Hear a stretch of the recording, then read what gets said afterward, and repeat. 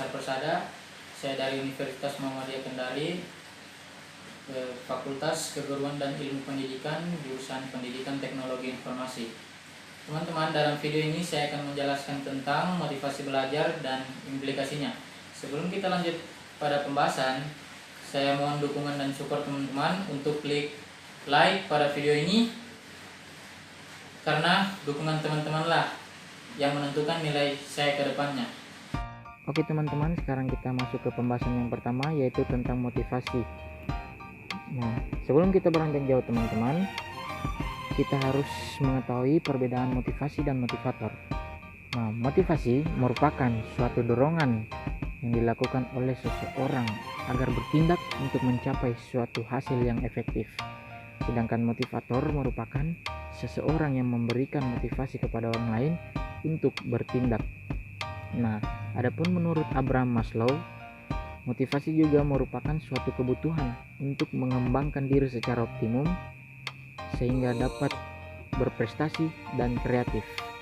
Jadi, motivasi belajar adalah kondisi psikologis yang mendorong siswa untuk belajar dengan senang dan bersungguh-sungguh, yang pada gilirannya akan terbentuk cara belajar yang sistematis dan penuh konsentrasi. Nah teman-teman, ada pun unsur yang mempengaruhi motivasi ini, yaitu yang pertama cita-cita, yang kedua kemampuan belajar, yang ketiga kondisi jasmani dan rohani. Nah yang pertama itu cita-cita. Cita-cita siswa untuk menjadi seseorang yang lebih baik akan memperkuat semangat belajar siswa. Cita-cita akan memperkuat motivasi intrinsik maupun ekstrinsik, sebab tercapainya cita-cita akan mewujudkan aktualisasi diri. Yang kedua itu kemampuan belajar. Di dalam pembelajaran akan dibutuhkan yang namanya kemampuan. Kemampuan ini meliputi beberapa aspek psikis, yang salah satunya yaitu daya pikir. Nah, dalam pembelajaran, daya pikir menjadi tolak ukuran. Siswa yang berpikir secara konkret tidak sama dengan siswa yang berpikir secara operasional. Nah, yang ketiga yaitu kondisi jasmani dan rohani.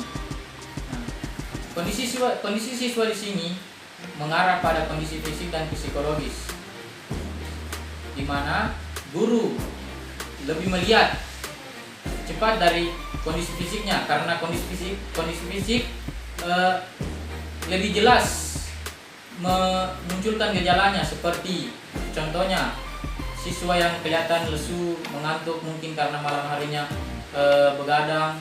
Jadi guru termotivasi untuk memberikan dorongan pada siswa tersebut.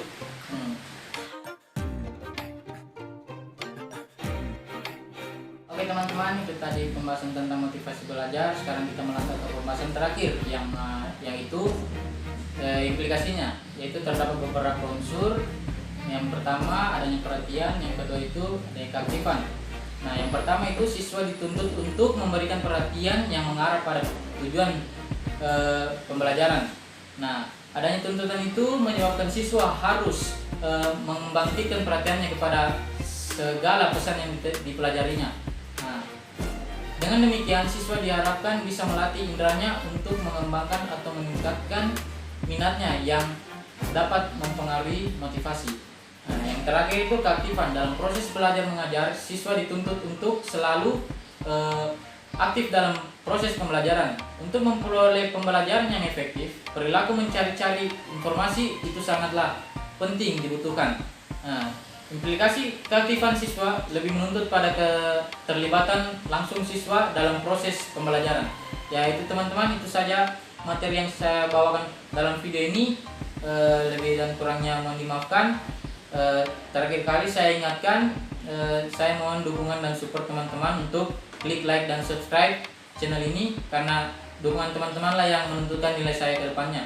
Akhir kata saya ucapkan, billahi fisabilil haq, fastabiqul khairat.